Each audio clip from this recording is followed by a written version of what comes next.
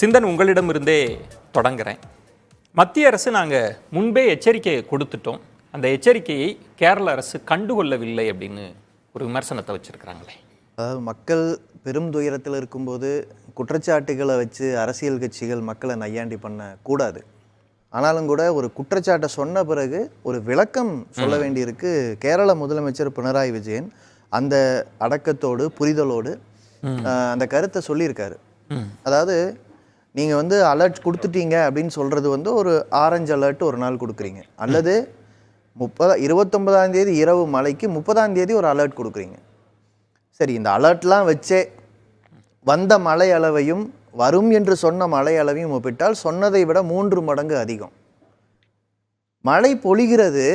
இதனால் ஒரு இடர் வருதுன்னா ஒரு ரிப்போர்ட் கொடுக்கறதுனால அதை தடுக்க முடியுமா, அல்லது உரிய ஏற்பாடுகள் செய்வதனால தடுக்க முடியுமாங்கிறதான் கேள்வி. ஏன்னா இப்போ அமித்ஷா இப்படி சொல்கிறாருல, சொன்னாலே அதுக்கு அலர்ட் ஆயிடணும் அப்படின்னா, பட்ஜெட் விவாதத்தில் ஜான் பிரிட்டாஸ் ஒரு முக்கியமான பாயிண்ட்டை முன்வைக்கிறாரு. 4 மாநிலத்துக்கு மட்டும்தான் வெள்ளம் வருமா? பீகார் உள்ளிட்டு 4 மாநிலத்தை மட்டும் குறிப்பிட்டு 11,000 கோடி ஸ்பெஷல் பேக்கேஜ் அனௌன்ஸ் பண்ணுறீங்க. மற்ற மாநிலத்துக்கெல்லாம் வருஷத்துக்கு கொடுக்குற அதே நிதி தான். இதை நம்ம ஏற்கனவே பேசிட்டோம். தமிழ்நாட்டுக்கு கொடுக்குற நிதியை தான் கொடுத்தாங்க. புதுசாக நிதி கேட்டால் 1 பைசா தரலை. 6 முறை மோடி வந்தார், தரவே இல்லை.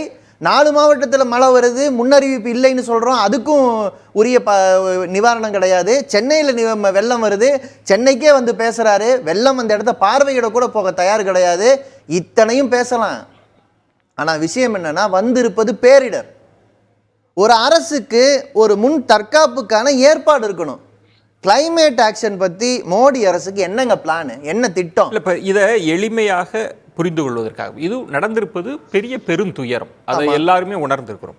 ஆனால் என்ன சொல்கிறாங்கன்னா, நாங்கள் முன்னெச்சரிக்கை நடவடிக்கை சொன்னோம், 9 தேசிய பேரிடர் நிவாரண குழு அனுப்பிச்சிட்டோம், நம்மள்கிட்ட நவீன எச்சரிக்கை தொழில்நுட்பம்லாம் இருக்குது, நிலச்சரிவு ஏற்படும்னு சொல்லிட்டோம்.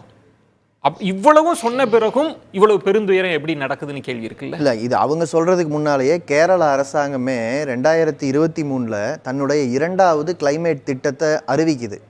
அதில் வயநாடுங்கிறது ரொம்ப முக்கியமாகவே பாதிக்கப்பட்ட ஒரு பகுதி, பாதிப்பு ஏற்படக்கூடிய ஒரு பகுதின்னு சொல்கிறாங்க. அதனால் இவங்க சொன்னாங்களா அவங்க சொன்னாங்களாங்கிறது ஒரு அரசுக்கு மெக்கானிசம் இருக்குது. என்ன சூழல் வருதுன்னு எல்லாருக்குமே தெரியும்.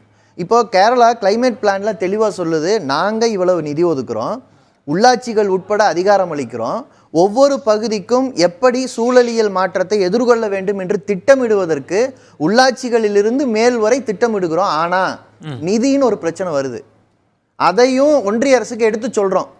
ஏன்னா ஜான் பிரிட்டாஸ் கேட்டிருக்காரு, ஒன்றும் இல்லை, போன முறை வெள்ளம் வந்தபோது மீட்புக்கு அனுப்புன ஏர்ஃபோர்ஸ், இப்போ சொல்கிறாங்களே இத்தனை குழு அனுப்பணும் அத்தனை குழு அனுப்பணும்னு, அரிசி கொடுத்தா அதுக்கும் காசு வாங்கிட்டாங்க, மீட்புக்கு அனுப்புன ஹெலிகாப்டருக்கும் காசு வாங்கிட்டாங்க.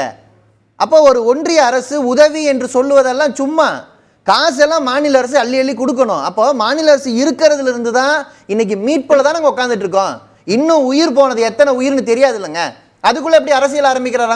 அரசியல்ன்றதை விட இதை தடுத்திருக்க முடியும்னு நீங்க யோசிக்கலையா? இந்த இவ்வளவு பெரிய பாதிப்பை தடுத்திருக்க முடியும், மக்களை அப்புறப்படுத்தி இருக்க முடியும்னு நீங்க யோசிக்கல? இல்லை, இதை நம்ம லாஜிக்கா வேற மாதிரி பார்ப்போம். அப்படி தடுக்க முடியும்னா ஒன்றிய ஆட்சி இருக்கு பாருங்க, அதோட மிருக பலம் இருக்கிற உத்தரப்பிரதேசத்துக்கும் பீகாருக்கும் இந்நேரம் நிதியை ஒதுக்கி இருக்க கூடாது. ஏன்னா அவங்களுக்கு எல்லாமே முன்னால தெரியும், மொத்த நிர்வாகமும் அவங்க கையில் இருக்கு, எந்த இடரும் நடக்கவே நடக்காது. அப்படித்தானே பார்க்கணும். ஏங்க விவரம் தெரியுங்க. ஆனால் கிளைமேட் சேஞ்சுங்கிறது ஏதோ ஒரு மாநிலமோ ஒரு மாவட்டமோ இல்லை நினைச்சா ஒரு தலைவரோ தடுக்கிற விஷயம் இல்லை. ஏன்னா ஒரு நிலச்சரிவை போய் தடுக்கிறதுனா போய் கையை வச்சு தடுக்க முடியுமா? என்ன நடந்துட்டு இருக்காங்க பிரச்சனை? ஒரு பிளான்டேஷன் ஒர்க்கர் பிளான்டேஷனுக்கு பக்கத்தில், தோட்ட தொழிலாளி தோட்ட தொழில் எங்கே இருக்கோ பக்கத்தில் தாங்க இருப்பார். என்ன பஸ் விட்டுருக்கோமா போக போக எல்லா இடத்துக்கும் அப்படியே இஷ்டத்துக்கு போய்க்கிறதுக்கு? ஒரு நம்மகிட்ட இருக்கிற கட்டமைப்பில் அதுக்கேற்ற ஏற்பாட்டில் தான் இருக்குது. ஆனால் தோட்டக்கலை எங்கே நடக்குதோ அங்கே நிலச்சரிவும் சேர்ந்து தானங்க வரும்.